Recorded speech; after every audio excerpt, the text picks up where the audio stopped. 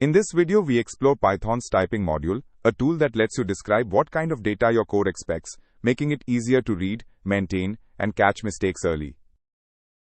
Python is flexible, but that flexibility means a function call with the wrong kind of value won't always fail loudly. Type hints let you signal your intent so your editor, teammates, and future self all understand what's expected.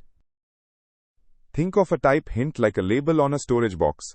The label says books only. It doesn't lock the box, but it communicates exactly what should go in there. That's all a hint does. It communicates intent. Here, name followed by a colon and str tells anyone reading the code that name should be a string. The arrow followed by str says the function returns a string. We import list and optional from the typing module. List of int means a list whose items are integers. Optional of int means the return value is either an integer or none. Sometimes you genuinely don't want to restrict a type. The any hint is your escape hatch. It tells tools that this value may be absolutely anything and no warning should be raised. This is the key insight. Python completely ignores type hints when it actually runs your code.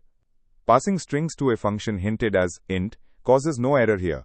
The hints are for humans and tools, not the interpreter. Since Python 3.9, you can write list of int using the built-in list directly without importing anything from typing. The typing module is still useful for special helpers like optional, any, and union, but plain generics now need no import at all.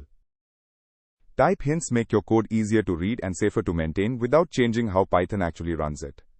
Start adding hints to function signatures and let your editor do the heavy lifting of spotting mistakes.